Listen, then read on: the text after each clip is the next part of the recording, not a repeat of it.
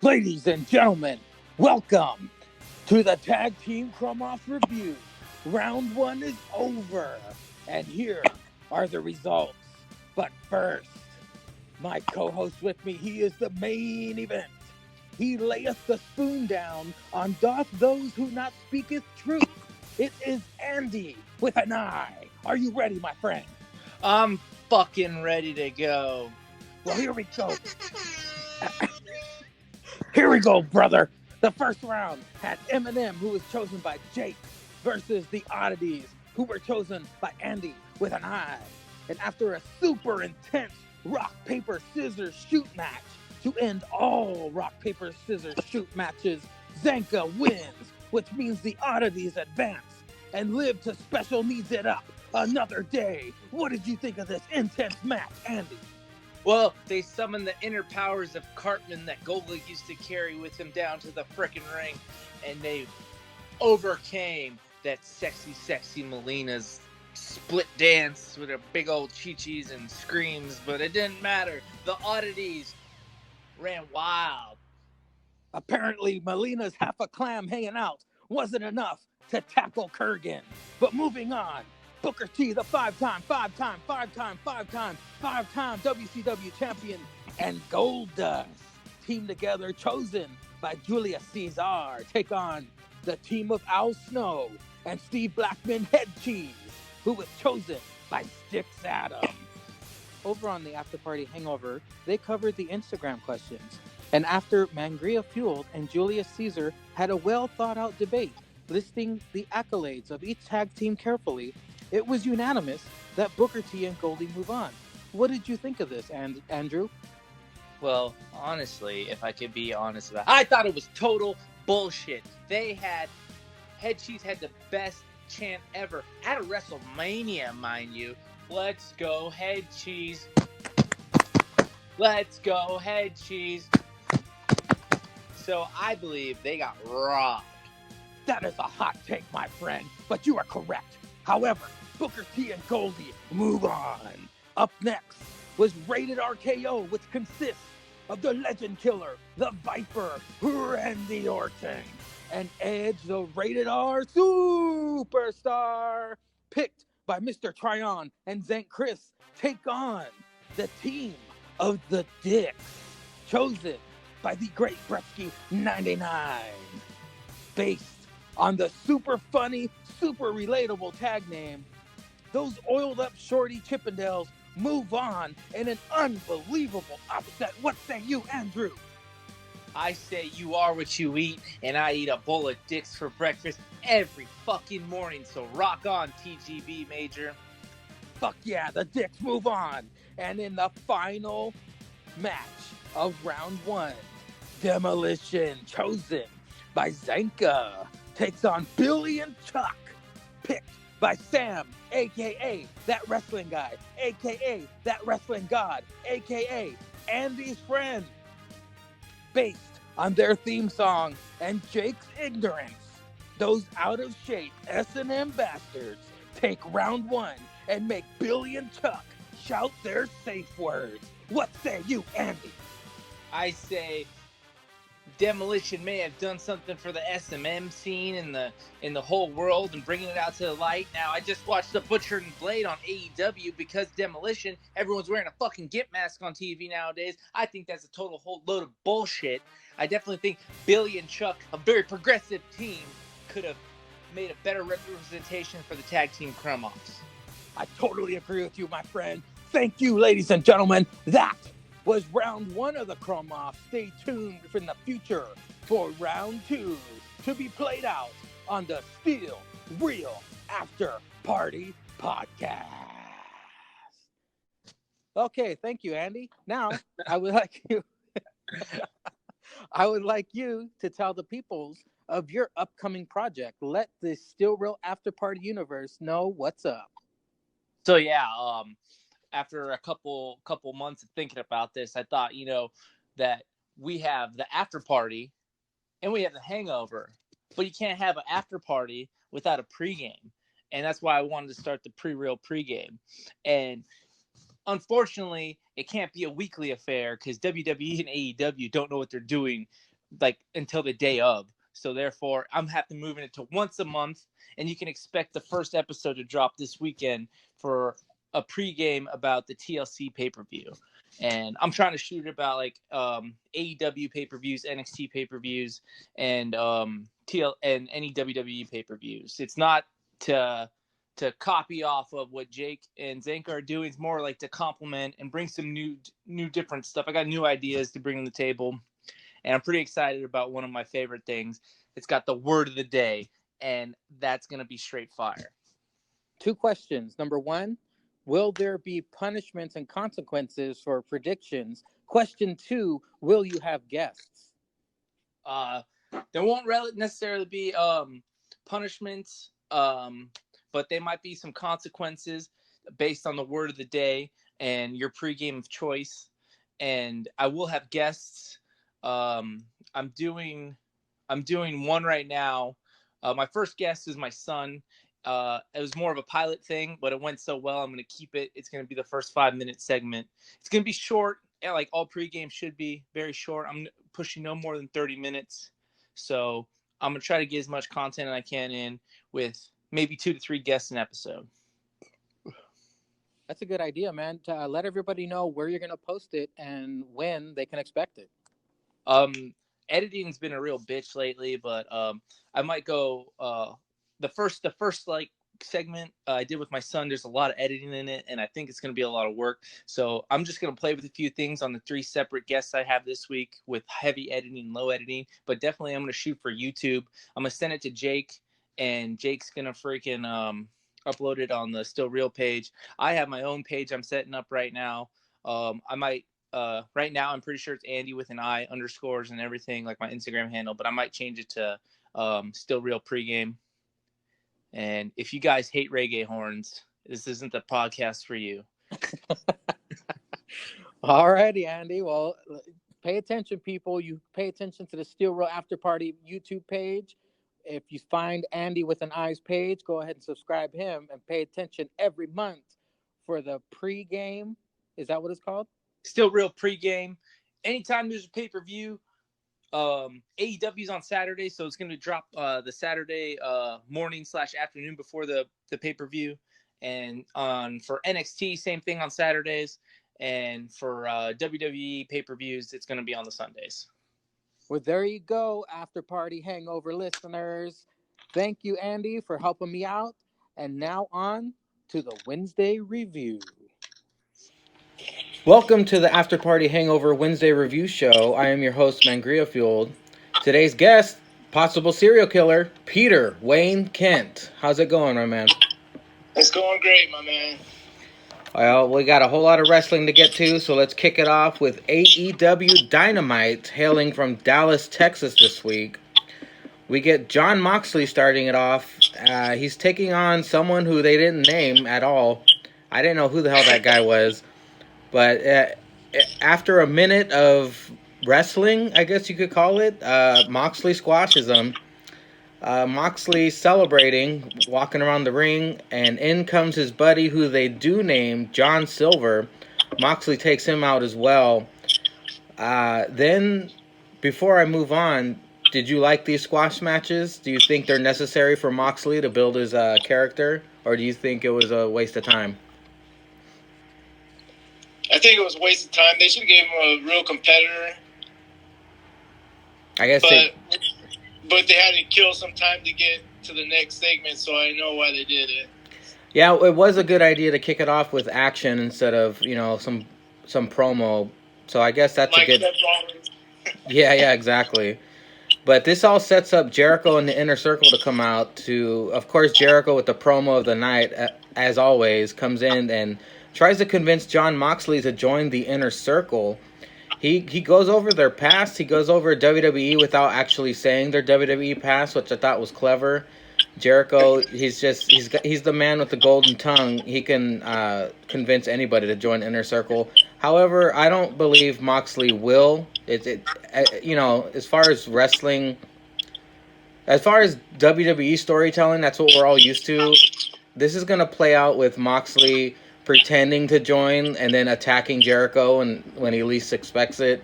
But do you want Jon Moxley to join the Inner Circle or no? No, I don't want him to join the Inner Circle. I want him to be his own guy, a lone wolf like Baron Corbin. It's supposed to be. Well, Jericho, before he leaves, puts an Inner Circle shirt on Moxley's shoulder and just walks away. They didn't jump him. Moxley actually looks like he's contemplating in his face. Well, he always has angry face, but before they cut out the commercial, he did look like he was thinking about it. Inner Circle walks away, and then we come back with the Butcher, the Blade, and the Bunny taking on Cody and QT Marshall. Can I ask you a question? Yeah. Who the fuck is QT Marshall? I have no idea who that guy was either. Yeah, it was a pretty good match. I don't know who QT Marshall is, but MJF, as Cody and QT Marshall were coming down to the ring, he did a picture-in-picture promo, which I noticed had a small audio issue. It was a quiet video. Did you notice that? Audio issue too. Yeah, they had the picture-in-picture pretty huge, but you could barely hear what MJF was saying. And but he did take a couple jabs at Cody not being able to be champion again. Yeah. We get the match started, and what I didn't expect was Bunny interfering as much. I did notice that Bunny kind of has a Stacy Keibler vibe. Did you catch that? She kind of reminds me of Stacy Keibler with those long ass legs. Yeah, I missed it because I was trying to take notes down, so I had to keep looking up. Yeah. Well, yeah. Before they go to commercial, Bunny tugs on QT's foot, and then the picture-in-picture in the commercial, Cody spits water into Blade's face. Blade is a great name, by the way. Either a vampire movie or a wrestler, it's a pretty damn good name. He looks a lot older than he is, though, with the balding. He kind of gives me a Cesaro vibe. Yeah, that's how Cesaro's hair is when you don't shave it. And the Butcher still freaks me out. That dude, when he opens his eyes huge, he just looks like a fucking beast in that ring. I guess compared to Cody and QT, like, they're pretty short. There's not that many big guys in AEW, so I guess anybody's going to look huge compared to those midgets. Yeah, he looks pretty cool, dude. I like that team. QT takes most of the punishment during the match. He finally gets the hot tag to Cody. Cody comes in hot, smashing and beating everybody up, and then Bunny rakes his eyes, of course, getting involved yet again. QT hits a really weird crossroads, and then senton off the top rope. I like how Cody was shitting on everyone doing the crossroads wrong, and then QT does this bizarre version of the crossroads. What would you rate that crossroads he gave him? Probably a 3. It looked like it was pretty decent. Out of nowhere. He was going. It looks like he wasn't gonna do it, but then he went for it. Yeah, he went in slow motion. I noticed when he did it, and the look on Cody's face was pretty funny too, because Cody was encouraging it, but then when he did it, he was like, "Ugh." But the Butcher and the Blade eventually hit the suplex backstabber combo for the win, and Cody sits outside looking defeated on the barricade, and all of a sudden, Darby Allin comes out and picks Cody up, gives him a look, and then walks away. Are you excited to see Darby Allin with Cody Rhodes in the future? It looks like they're going to take on the Butcher and the Blade next. Yeah, it looks like Cody might be his new mentor or something, I guess. I was expecting Darby Allin to come out. I thought it'd be one of the young bucks like they usually do when one of their friends is hurt. They'll come out and help them up. Have you been watching all of AEW's product that they've been putting out over the year? I watched the first couple of pay-per-views. I missed the good one, the last one with the Kenny Omega and the Jon Moxley match. That's the only pay-per-view I missed. Was it Fyter Fest or Fight for the Fallen where Darby Allin and Cody Rhodes fought to a time limit draw? Do you remember that? I can't remember that. Because that's why I was thinking why Darby came out to help Cody, because there was like a mutual respect. So I guess that's the motivation for it. Because Cody has no friends on the show besides the Young Bucks, but they're tied up in something else. So that's the only thing I can think of. But they're gonna put Darby over big time if Cody and Darby go over the Butcher and the Blade. If Bunny would stay out of it. Do you think the villain's going to be their leader like everybody else, or you think he's going to come in and do his own thing? Oh, from Ring of Honor? Yeah. I'm not really familiar with his work. I don't watch Ring of Honor, but if he does come in, I would want to see him join the Inner Circle, because he's a big name, right? He's a big name, but he's not that big. Is he a goth guy? Is he a goth guy like the Butcher and the Blade, or is he more of a Jericho vibe? He would fit in more with the Butcher and the Blade than Jericho's team. Yeah, because I know he was a part of the Bullet Club, right? Yeah, he was part of the Bullet Club. Now he has his own thing called Villain Enterprises and Ring of Honor. There's so much fucking wrestling to watch, dude. I can't keep up with all of it. That's just another 2 hours of my life dedicated to wrestling. But anyway, MJF and Wardlow come out, and for some reason he starts picking on the grip on the floor, one of the crew that sets up the ring and stuff. And he points out that last week he was laughing at him, and so he said for forgiveness he can kiss his newly won diamond ring. And the grip does it, but eventually hits the crossroads on him anyway. I don't understand why. Oh, maybe just to make MJF look like a bigger asshole, but you think that Wardlow would have been the one to beat the shit out of that guy. What do you think of MJF and Wardlow and their heel work? I think Wardlow's going to be the guy to watch for, because he's a pretty big dude. And that whole kissing the ring thing, that was the thing they did in Ring of Honor with Cody, too. Cody had a world championship ring that he would make people kiss, and then Matt Taven took it from him, and he was doing the same gimmick with that too, with the ring over there. Oh, well, I didn't know that. Man, I'm glad you're keeping up on Ring of Honor. I had no idea. Maybe that was like another dig at Cody. Yeah, that's what it was for. I'm pretty sure. Well, MJF he cuts a killer promo after that, and he mentions Cody's list, which is pretty messed up, and he even drops that infamous line from WWE, "Suffer and Succotash." That I wonder if that was an actual jab at WWE, or was it just coincidence? He was trying to make fun of Cody's lisp. I think he was just trying to make fun of Cody's lisp. But the one line he said that I liked was, "When my mouth opens, these bullets don't miss." I like that comment that he made in his promo. Oh yeah, machine gun mouth opens, these bullets don't miss, or something. Yeah, something like that. I like that. That's going to be on the shirt pretty soon, watch.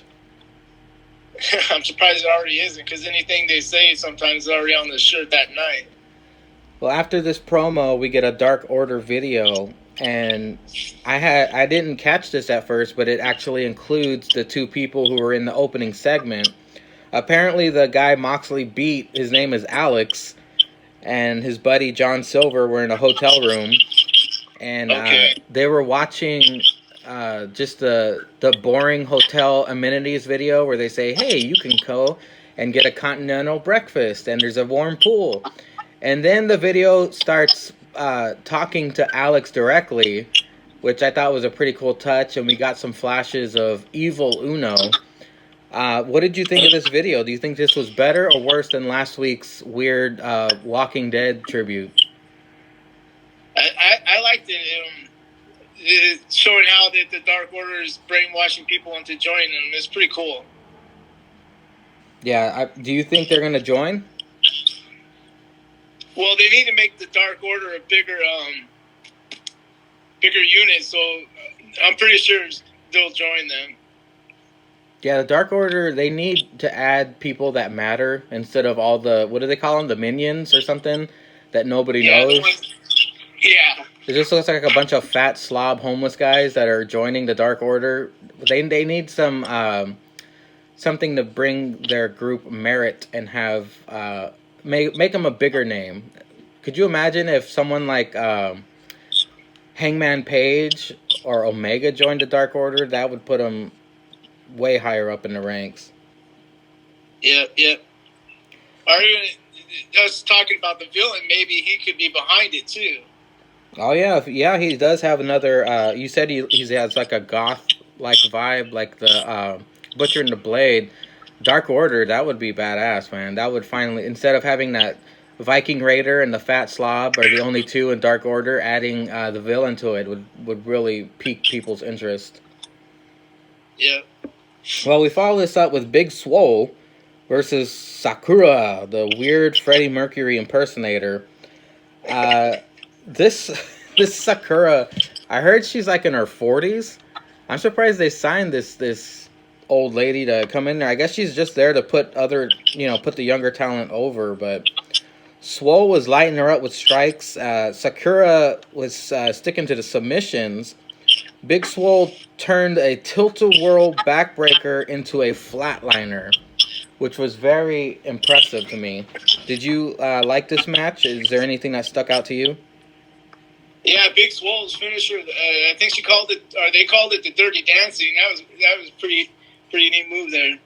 I like how AEW is making.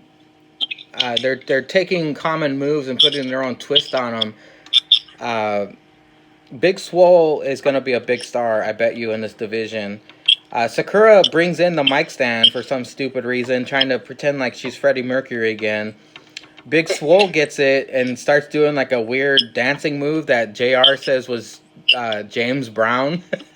I thought it was odd that he went to James Brown for that, but Big Swole keeps on striking, hits the bro kick.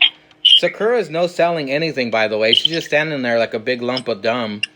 And Swole eventually wins with the ripcord forearm.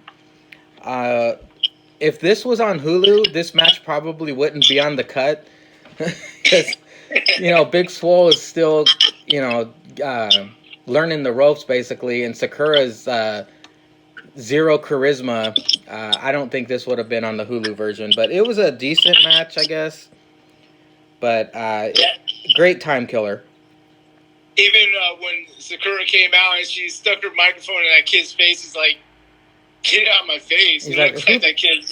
Yeah, he's like, "Who the hell are you, Grandma?" Yeah. Well, we get a backstage interview with Pac talking about opportunity. I don't know if you noticed that. He kept dropping that line. Opportunity. Yeah. I guess he wants his rubber match with who was it? Do you remember who he wanted the rubber match with? I didn't write it. No, I do not remember. I have rubber match written down, but I don't remember who he was talking about. I don't know if he was talking about he wanted a match with Kenny Omega again or what. It probably is Kenny Omega. I didn't write it down either. I just wrote down rubber match. Just pretty funny that we both did that. Well, it'll be interesting to see who it is. It'll probably be on this upcoming week's show. But after that, we get Kip Sabian and Shawn Spears versus Hangman Page and Kenny Omega. This was a pretty interesting match because of the ending. We'll get there, but I don't know who the hell Kip Sabian is, but his chick's hot. Page and Kenny basically have a chopping spree on Kip. I don't know if they're trying to one-up each other. They didn't really seem like a real cohesive unit in this match. They seemed like they were trying to one-up each other. I didn't really see any chemistry between Page and Omega. There's something up with Hangman Page, but afterwards, Kenny goes for a high five, gets snubbed by Page. So they're trying to tell a story here of maybe Hangman Page is frustrated with his position in the company, I guess, because Omega was all for it, teamwork and good vibes, and Hangman Page was in there like he was, I don't know, what he had like a wild hair up his ass or something. I know he's upset. He keeps losing his matches, so that's why he dropped out of the elite. So maybe that's what the whole issue is right now. he doesn't think he's good enough for the elite, so he's going to turn his back on them. Well, during the commercial break, Hangman Page gets beat down. Eventually, hot tags to Kenny. Kenny Omega cleans house. That blonde chick distract Kip and Sean. Wait a minute. Blonde chick. My notes are written. Penelope Ford. What? Penelope Ford. Yeah, she was a great distraction for Kip and Sean. They eventually take advantage. Penelope hit the Hurricane Rod on Adam Page. That's pretty impressive because she's not as small as Zelina Vega. No, she's not. Eventually, attacks Kenny in the corner. The lights go out. We see Tully Blanchard tied to a chair, which was very strange. Joey Janela dancing all around it, laughing. Sean Spears goes out there to save him. They fight. Kenny knees Kip to the back of the head, and then Adam Page tags himself in and hits the buckshot lariat for the win. And then Omega has this look on his face like, what the fuck, dude? I had it won. And, Page just swoops in there and steals his thunder. What do you think this is setting up to? Heel turn for Page, it looks like. Would you be excited to see that match? I don't remember ever seeing Omega versus Page. Do you? I don't remember seeing it, but I wish they would have put the title on him, not Jericho. But I know the reason they put the title on Jericho because he's the main star of the show right now, and to get people watching. But could you imagine if Page did win, where they would be right now? That charisma-free, boring cowboy guy. I don't see what the hype is. I don't see what the hype is about him. I don't hear him cutting any fire promos. So Jericho, I believe, was the correct choice. Yeah. Brandy Rhodes' video promo looks like she's in a Vegas hotel room talking about the Nightmare Collective. Then that bald chick from the audience was there with her. I still don't know her name, but I heard that she's a wrestler, like on the indies. Yeah, I did too. And this whole time she's talking, there's a bald dude who's not facing the camera. You could just see his big bald head. And he's about to turn to show himself, and Brandy goes, "Not yet. Who do you think that bald guy is?" I cannot figure out who that was, man. If he would have turned a little more, I wanted to know who it was. I couldn't figure out who it is. It has to be some independent wrestler. It could be, or I'm trying to think who it could be that is either bald or shaved their head just for this. It can't be Dustin, right? That would be fucked up, but it would be funny at the same time.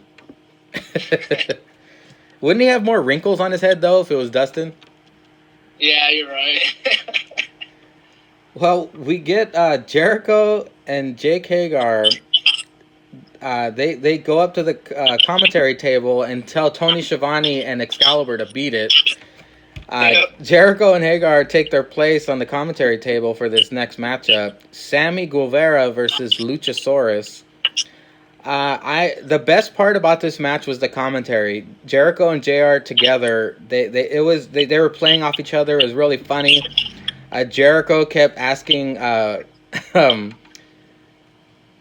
Jake Hagar questions, and then he would answer for him. He goes, "That's right, I agree completely." Even though Jake Hagar was completely silent that entire time. I thought that was pretty good. Did you like this matchup? Yeah, this match was pretty good. There's a lot of cool moves from Luchasaurus. Man, that dude's pretty big, and he can pull off some little man moves. Have you ever seen him without his mask? Yeah, I used to watch. I watched Big Brothers just like Jake, so I knew who he was. Was he really a big pussy on that show? Yeah. He was? Did he cry on that show too? Because he hooked up with one of the girls in there, and he would cry sometimes. Jeez, that's not doing him any favors. Well, anyway, Luchasaurus beat down Sammy during the commercial break. This match was kind of one-sided. Sammy did throw in some offense, but his speed helped as well. Luchasaurus is a star. I mean, he's got the look, he's got the moves, even the gimmick. Even though he's a strange dinosaur, it's something different. I like it.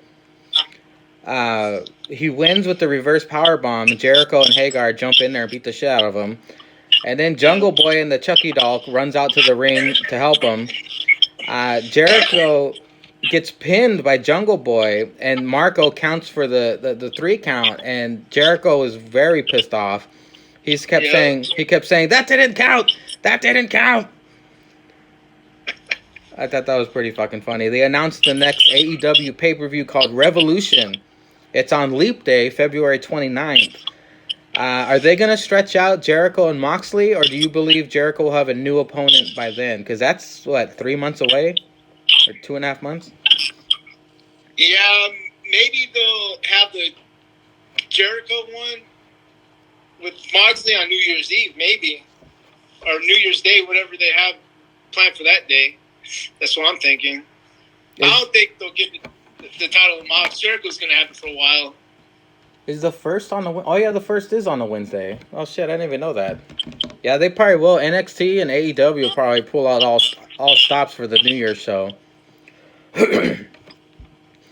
Then we get the Young Bucks versus Pride and Power in their street fight. Santana and Ortiz attack the Young Bucks during their entrance. And did Cutler come out? Oh, Brandon Cutler came out too? I have that written down. I don't even remember. Yeah, I don't have that written down. I guess they were trying to help. That match was all over the place at the beginning, man. Oh, that's right. And Santana and Ortiz, they throw Brandon Cutler off the stage. The Young Bucks hit the Indie Taker on Sammy. I did not know that move was called the Indie Taker. I thought it was called the Meltzer Driver. I think they call it both. Oh, they do? Yeah, I'm pretty sure it's called both. That's a pretty funny name, Indie Taker. I got to give him props to that. They put Ortiz on a table and swanton his ass through it. And all of this took place on the entrance stage. They smash cut to the tag champions SCU and crowd. They both have a beer just being entertained this entire time because the winners of this match go on to face SCU for the tag team belts this coming Wednesday. So they did have an interest in this outcome. Nick was put in a trash can, and Santana and Ortiz both took shots with a kendo stick and a slapjack. I wonder how much that really hurt, or did the trash can protect them? That has to hurt. It looked like the trash can was like a shield, though. But I mean, the aesthetic of it looked pretty nice of him getting his ass kicked. Yeah, and then Matt comes out, Matt came out with the Dallas Cowboy helmet. I gotta say this. I'm sorry if you're a fan, but fuck the Cowboys. I hate the Cowboys. So I was looking at the screen going, fuck you. When he came out in the Dallas Cowboys helmet, I was like, all right, you're pandering to these idiots. Yes, he was. Well, speaking of that, he double spears them wearing that helmet. Santana eventually spits on the helmet. That was the one time I'm a huge Santana fan, was when he spit on that fucking helmet and used it as a weapon. Matt Jackson eventually gets tossed over the top rope through a table. Ortiz jumps into Nick over the top rope, putting him through a table. There's just chaos throughout this entire match. Very entertaining. Santana and Ortiz, they dominate through the commercial break. Nick Jackson hits a 450 on the Ortiz. Of course, Jake Hagar has to come and interfere. But then Dustin... Don't forget that he hit the trash can with that 450 splash, too. Yeah, he was wrapped up in that trash can. Now, that looked like it hurt. I don't think the trash can did anybody any favors during that 450. No, it did not. Well, after Jake Hagar interferes, Dustin interferes and helps on behalf of the Bucks. I like how the ref took a kick to the face, by the way. Did you catch that? I might have missed that with all the stuff going around on the screen. Yeah, because they had to replace him with Aubrey, the dyke-looking ref, came out to help. Oh, that's right. I remember she had to come out and she missed the count. Yeah. Santana and Ortiz, they hit an elevated blockbuster, another basic move that they put the AEW twist on. I've never seen that before. Aubrey gets pulled out while she was counting. Just people randomly going through tables the entire matchup. But the Bucks hit the Meltzer driver, I'm doing quotes, for the win onto some chairs. So that means that next week we get the Young Bucks taking on SCU for the AEW Tag Team Championships. Are you looking forward to that match? It's going to be a good match. I've seen it a dozen of times in Ring of Honor. But I think they should have just given the win to Santana and Ortiz, because at least you have a chance. Because they're not going to take those titles off of SCU right now. If they would put Santana and Ortiz against SCU, there might have been a chance that the fans would have been like, "Oh, they're gonna do it. They're gonna give Inner Circle all the titles right now." Yeah, if they did that, it would be like a NXT Undisputed Era, like they're mirroring them. The Inner Circle would have all the gold, in other words. Yeah. But I mean, I guess because NXT's bringing out the big guns this coming Wednesday, they want the most popular tag team, the Young Bucks, to go for the belts. Who came out on top in Ring of Honor when Young Bucks and SCU fought? Who won the majority of the time? I can't remember, but I believe it'd be probably the Young Bucks. Yeah, I would be interested to know the stats on their matches facing each other, because I had no idea they fought each other all the time. Yeah, go back if you have time. I think it was last Final Battle, the last time the Young Bucks were and SCU were in Ring of Honor. I think they wrestled the Briscoes for the titles too. That match was a ladder match. Everything was all over the place. Their ladder matches in Ring of Honor are killer, dude. You need to watch them. Could you imagine if the Briscoes jumped to AEW? That would be a massive blow to Ring of Honor. They need to do something with them, because they took the titles off them again last night and put them on Jay Lethal and Jonathan Grisham, or not Jonathan Grisham, the Octopus. Well, you're a massive fan of the Briscoes, right? Yeah, the Briscoes are the freaking best tag team out there right now. If they came to AEW, would you even watch Ring of Honor anymore? Yeah, because I like Matt Taven and a couple of other guys there. Oh, so I'd still watch Ring of Honor. That's right.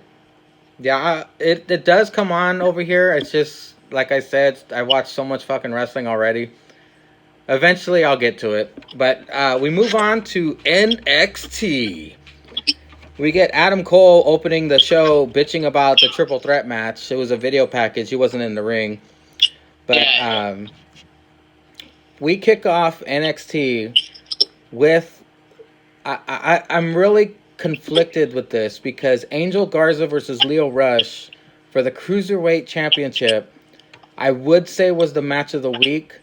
However, the main event of NXT was just as good. I can't decide which one was better, but Angel Garza versus Lio Rush kicks off. Is Lio Rush the heel? I don't know, because they were trying to make it seem like Angel Garza was the heel messing with Lio Rush's family. And the crowd was split the entire match. I mean, it was more heavily in Angel's favor, but Lio Rush was getting some chance as well. Yeah. Well, Lio didn't even give Garza a chance to get to the ring. They were in the ring introducing each other, and Lio just jumped his ass. Super fast-paced match. Garza, he has the upper hand in the beginning. I loved how Garza and Lio ended up in a slapping match. Did you catch that? They just slapped the shit out of each other, and then Garza started headbutting Lio. Yeah, I seen that part. Lio... sorry. No, it's okay. Go ahead. Oh, I was just going to say that Lio Rush had a great Hurricane Rana spot in the match.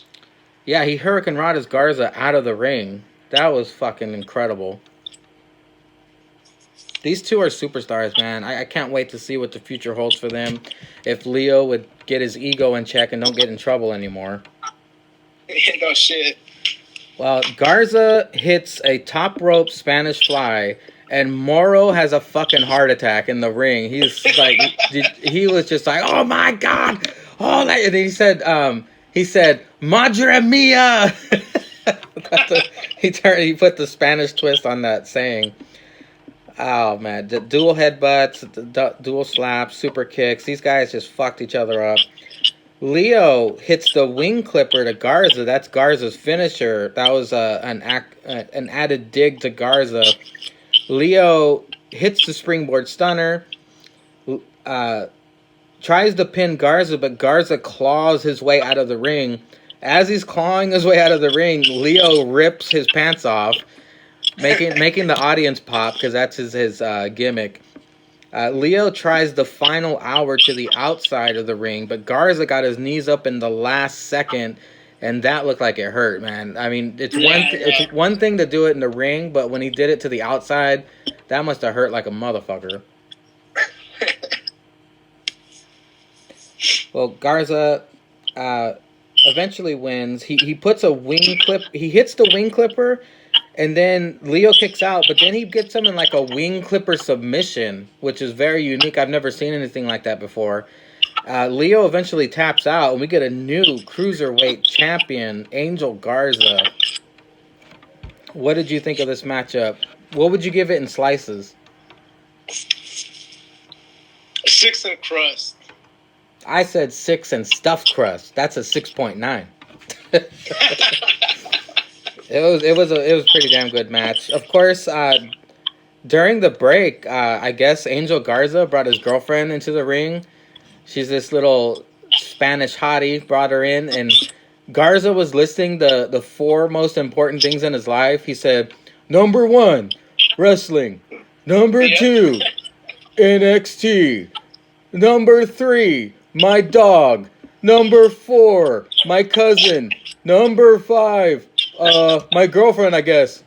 And then he eventually proposed to her, and she said yes, but doesn't that kind of ruin his gimmick? Isn't he like supposed to be like this Latin playboy who hooks up with every chick?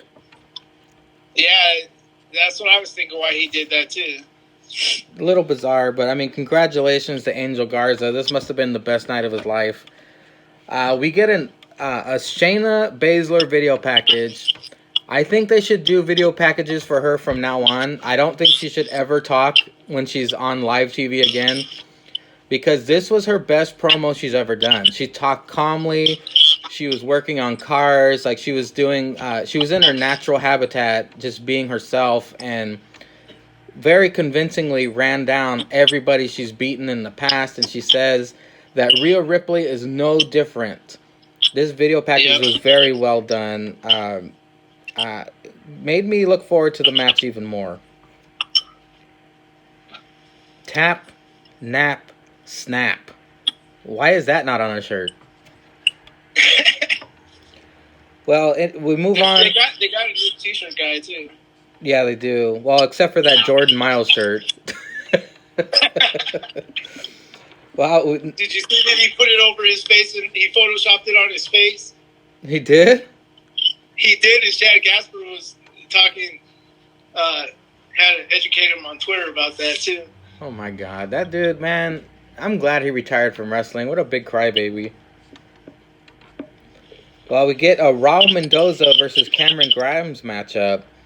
It wasn't that long until Kushida came out and distracted Cameron. Raul pins Cameron, and then for some fucking reason, Kushida steals Cameron's top hat. I don't understand why that's a big deal. He can just go to any fucking store and get another one for like $3.99. What did you think of this quick match? It was decent. I like Kushida since New Japan. He has a Marty McFly gimmick, and I'm a big Back to the Future fan, so I like Kushida's gimmick. Who would Kushida feud with in New Japan? Because I'm not familiar with him at all. I've seen bits and pieces of him in New Japan. I really didn't watch the matches a lot because, you know, I just went to watch for the Bullet Club and Kenny Omega mostly. Yeah. So I was more on Ring of Honor than New Japan. Did he have the Back to the Future gimmick in New Japan? Yeah, he did. That's why I liked him. And I was like, once I seen that he signed with WWE, I'm like, great, they're going to take that gimmick away from him. Yeah, that's gimmick infringement. I'm surprised Universal's... Oh, wait, that is a Universal... I don't know what company did that, but maybe that's why they're allowing it. Yeah, Universal owns Back to the Future rights. We get a backstage interview with Mia Yim. Mia Yim's pissed off, and she says she's gonna kill Dakota Kai, basically. We get another match with the Forgotten Sons. Gunner. I know that's not his name. Forgotten Sons of Anarchy. Yeah, pretty much. I'm just not. I have zero interest in the Forgotten Sons. I don't like their theme song. I think their gimmick is played out and stupid because all three of them stand on the stage and they scream in Gunner's face, and Gunner just stares forward. It's pretty bizarre. I don't like it. That dude's pretty big though. He's a big badass, but they need to give him more time to shine. This is the first time I've seen him in a one-on-one match with Travis Banks, but Travis Banks wins. Like they buried Gunner. Yeah, I know. They're just taking all the steam out of the Forgotten Sons. I wrote down on my notes, "Don't care," so I didn't even document any of the specific moves. I think I got up and used the restroom and ate or something. I didn't really care about this match. We get Mia Yim versus Dakota Kai next, which is a very good match. However, Dakota Kai came out with a normal theme and a normal Titantron, which is very disappointing. Last week with her Tegan Knox torture video and music, that popped me big time. I don't know why they made her entrance boring. I was just very disappointed. I think it's funny how Andi called out that she was going to turn heel on freaking War Games. Yeah, he was correct on that, and then Dakota Kai became interesting finally. That was a good match. I had some notes on that one. On Mia Yim versus Dakota Kai? Yeah, that was a better match than the women's match on AEW. That was a way better match. Oh, definitely. Mia Yim and Dakota Kai can bring it, and it's very interesting, whereas Big Swole and Sakura was just like an obvious time killer match. Because Mia Yim and Dakota Kai have a story, so that's why we care. You know, on AEW, they have zero story with any of the females, and if it is, it's Brandy and Awesome Kong, which they don't even wrestle. They just talk shit and cut people's hair off, whereas Mia Yim and Dakota Kai have history, the whole War Games thing, and Dakota Kai trying to prove herself because she feels underrated. It was just a very good match. Mia Yim dominates pretty much the whole match. She hits the tarantula stretch, which I haven't seen in a while since Tajiri. They have a good back and forth, but Mia does dominate most of this matchup. What are your notes on this match? After she pinned her, she took her to the sound area and suplexed her off the top of the stands into the table. Yeah, that looked really ugly. Yeah, I wasn't sure if Dakota Kai was hurt or what, because Yim could barely get up. Well, back to the match. Dakota, of course, removes the turnbuckle and smashes Mia in the face. Dakota wins. Oh, that's how it happens. I have the notes right here. I got mixed up. Sorry. No, that's okay. That's what pisses Mia off, she just beats the shit out of Dakota Kai. Mia back body drops her off the stage through a table, and I don't know if you caught this or not, but when they were falling, going through the first table, I believe both of their heads clipped the second table, which looked very unsafe. And hopefully Dakota Kai is okay, because I only saw Mia Yim get up. Mia Yim was getting up like slowly. You can tell they were both affected by this. Hopefully neither of them are injured, because we need to further that storyline. Yeah, that was a good match though. Yeah, I hope she's not hurt, because I was reading some about there's an injury on NXT. There's now that they've gone live every week, there's always injuries now, because they want to outshine the main roster. Oh, yeah. They're kicking it in the fifth gear, and they know what's riding on the line. Because if the ratings drop, Vince is going to stick his nose in their business and ruin everything. Yeah. After this, we get an impressive Keith Lee video package. Again, NXT's video packages are incredible. You can get all of their stars acting like themselves. Even though their promos are probably scripted, they're more comfortable talking. You can hear it in their voice. They're more confident. They need to do this with everybody all the time because a lot of them aren't great at promos. Yep. The video promos are a lot better than the live mic. We come back from commercial and look who's back. Breezango as nurses. I love this gimmick that they keep coming out in random jobs. I mean, they're going back to the comedy bit that they used to do, but it's not as funny, haha. It's more like, oh, they're cool because they can pull off anything, you know? Yeah, and the fans love them. Because I remember when Breezango first came back to NXT about months ago, they were taking it more serious, even though they had the same theme music. But, you know, they're still entertaining.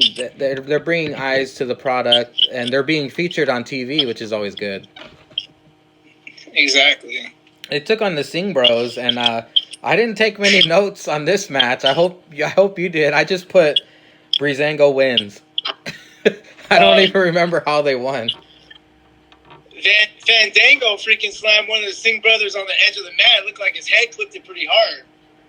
I don't know if you noticed that one. The Singh Bros can take a licking and keep on ticking. You remember when Randy Orton threw their ass around? Yeah, shit, I forgot about that one. They must be paying them very well because they pay Jinder well. I don't know if it's like an Indian thing or something, but the Singh Bros, the Singh Bros can go too. I don't know if you remember them in the Cruiserweight Classic. It's kind of weird how they're basically used as enhancement talent. Yeah, you also didn't see the part when freaking what's his name? Not Fandango. Tyler Breeze had one of the Singh brothers stretched out, and Fandango jumped from the top rope and elbowed him on the outside. Oh shit, man! Yeah, they beat the shit out of those guys. I wish I would have took more notes. I don't know why I didn't, but I'm glad you did because I didn't remember that. Then we follow this matchup with a Rhea Ripley video package. They're really diving into her story now. They're telling her background and letting us get to know her. I guess they had her childhood pictures up there and her motivation for becoming a wrestler and her very short but very interesting story how she got into wrestling.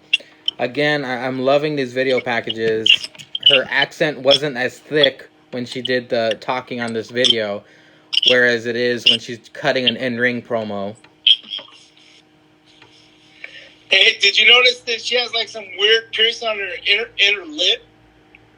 Yeah, she's when she lifted her lip up there, I'm like, is it pierced or gum or what?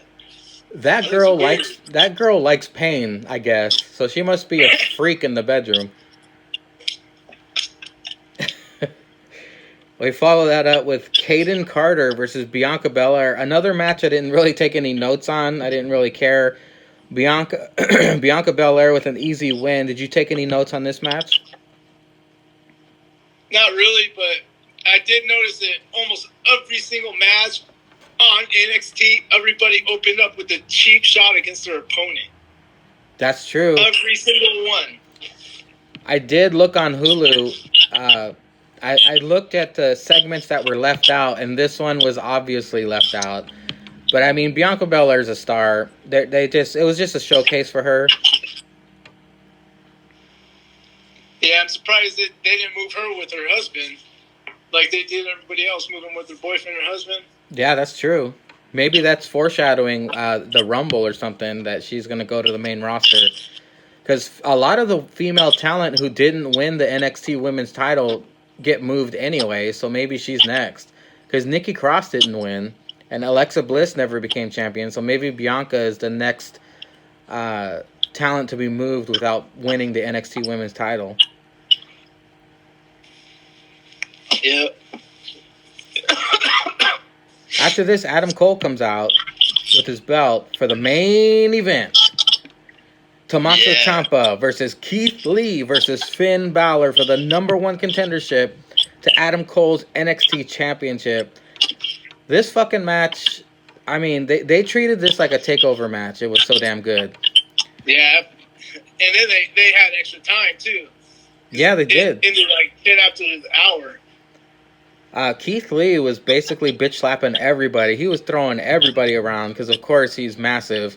I like how Keith Lee, by the way, every time he does something impressive, like he lingers. I don't know if you noticed, like when he throws people around, he like stands up and like stares at them, and he does like this dominating pose over them just to get the crowd to pop. Just for them to say, "Fast, give his glory." Hell yeah, Keith Lee, whoop whoop, Keith Lee, whoop whoop. Tommaso. They took that from the villain, man. Tommaso. That was the villain thing. Sorry. Just as impressive, hitting double draping DDTs on both these guys. I mean, yeah, that's what I was just gonna say too, man. Right there. It was so hard to predict who was gonna win this match. Finn steps up his game when he's in NXT, and now that he's a heel, he doesn't have to do that. But my God, he's like 10 times better as a heel in NXT than he ever was as a face on the main roster. Yep. He's way better as a heel. Keith Lee dominates both of them with a double hip toss. Through the commercial break, we get all kinds of action as well. Tommaso Ciampa hits a draping DDT to the apron on Keith Lee, which I'm surprised Keith Lee doesn't have brain damage. Tommaso and Finn double Russian leg sweep off the second rope was incredible as well. Eventually, Tommaso gets to the top rope, has Adam Cole and the Air Raid crush, but Keith Lee elevates both of them, walks backwards, and it was just an electric chair drop combined with the Air Raid crush. And I don't know if you saw how Keith Lee landed, but he landed really hard on his hips, and the other two landed pretty ugly as well. That was kind of a scary move to pull off, but they did it. That's from top rope, right? Yep. That was incredible. I'm surprised Tommaso didn't rename that move something different. The Air Raid crush, because it's basically Sheamus's white noise. Yeah, I forgot that used to be Sheamus's finisher too. Until I heard, I think Zinka they were talking about it this week too. Tommaso Ciampa, he's a little guy. He looks like a little bridge troll. He picked up that 300-pound Keith Lee and hits the same air raid crash to him. I'm surprised he doesn't have a hernia from that. That looked like he shit his pants when he had them up there, because his face is just like, oh my God, this guy's heavy. Yeah, he's like 300 plus pounds. What's Ciampa weigh? Like 180? Shit. 180 soaking wet, basically. With his beard. Keith Lee, he eventually hits a spirit bomb to Tommaso Ciampa. Finn takes advantage and hits the coup de grace on Keith Lee for the win, which was very surprising. I had no idea they were going to have Finn Balor win this matchup. By the way, can you spell coup de grace? Hell no, I put Coudera. I do not know how to spell that word. I don't know how to spell it either, man, but it's funny when you look it up.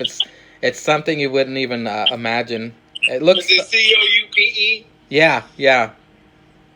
I think it's Coupedegrass. That is a very weird way to spell that. But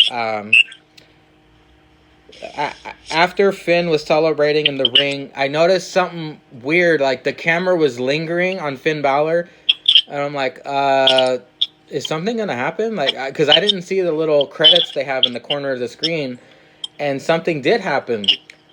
Adam Cole comes out and has the entire Undisputed Era with them, holding all their championships, including Bobby Fish returning, staring down Finn as Finn did the crooked finger gun pointing thing to him in the middle of the ring. I hope Bobby Fish is okay and is cleared to return. Yeah, man. Because look, they're using the Freebird rule right now, aren't they, for the tag titles? Yeah, they are, because Bobby Fish cannot, stop getting injured. That dude's injured once every 3 months. Yeah. I'm surprised He's up there. he survived War Games without getting injured. That was more brutal than what Keith Lee did to him a couple weeks ago. Well, I was pretty proud of myself on the last Hangover for coming up with the fatal four-way situation that I thought was going to happen. I thought some shenanigans were going to go down, and Regal was going to come out and say, "Whoa, Adam Cole, you think you got away with it? But next week, it's going to be a fatal four-way for your NXT championship." I don't know why I made him sound like a Viking or something, but that did not happen. So I'm going to throw out another crazy scenario for this coming Wednesday. It's supposed to be Finn Balor versus Adam Cole. It's going to be a great match, but it's going to have a botched finish because I'm predicting right now that Johnny Gargano is going to return and beat the fuck out of Finn. And that will set up a Finn Balor versus Johnny Gargano, and then Keith Lee and Tommaso Ciampa will face Adam Cole in a triple threat match. What do you think of that? That sounds very good. I'm always wrong. I've been watching wrestling for 30 years, and I'm wrong every time I've tried to predict something. But I'm throwing that wild theory out there right now. And also next week we have the Baszler versus Ripley for the title. You think Baszler's going to be dropping in and going to the main roster? They have built Rhea Ripley so well that it's making me think that it's going to be Rhea's time. I believe Rhea's going to win the NXT Women's Championship, and I don't believe Shayna will go immediately to the main roster. I think maybe like in 2 weeks we'll see a rematch between Rhea and Shayna. Shayna loses, and then at the Women's Royal Rumble debuts on the main roster. Yeah. Which ones do you think is going to be the main event? Probably Baszler and Ripley, right? Oh, yeah. Well, damn, that's hard to call. You know what? They might put... You know, in order to compete with AEW, they might have Rhea and Shayna kick off SmackDown just to get the attention, and then they'll end with Finn and Adam Cole because they're going up against Jericho versus Jungle Boy, and there's no way that's gonna main event. There's no way that's gonna beat Cole versus Finn, Jungle Boy versus Jericho. There's no fucking way. That's probably going to end up being a quick match, too. Jake's going to get involved or something. Yeah, I wouldn't doubt it. It should be... This coming Wednesday is going to be incredible. I'm going to be watching, of course. Thank you very much, PeterWayneKent, for helping me break down AEW and NXT. Are there any theories you want to put out into the universe? Any predictions? Well, I gave my killer prediction of the week to... Oh, okay. And with the underscore with an I, so it'll be on his show tomorrow when he posts it for his prediction show of TLC. That's right, ladies and gentlemen. Go head on over to the Steel Real After Party YouTube page and watch the Steel Real pregame hosted by Andi with an I. He has multiple guests, multiple segments. I've seen. He sent me an advanced copy. It's incredible. It's funny. It's entertaining. Be sure to subscribe to his YouTube page as well. Thank you once again, PeterWayneKent, for your time. And as always, all hail Linda's Bush. And now, ladies and gentlemen, hail Ceizar.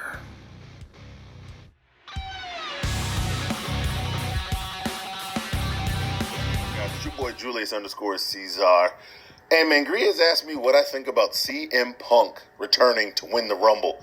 And I ain't never heard some hot garbage ass horse shit in my life. I mean, I like Aaron Rowan in this fucking mystery cage shit more than I like that bullshit. And I don't even like Aaron Rowan. He's some bullshit. I mean, what the fuck has overrated non-UFC fighting ass CM Punk done? Besides quit. Like, I can't think of any great CM Punk matches besides the one with John Cena for the title where he ran through the crowd after he won. Other than that shit, I mean, change my mind. Julius _Ceizar, as it sounds. Look me up every Tuesday. My handle's right there. Right into me. I got the network. I'll watch the shit. Okay? Please change my mind if you can. If not, see you motherfuckers next week on Hail Ceizar.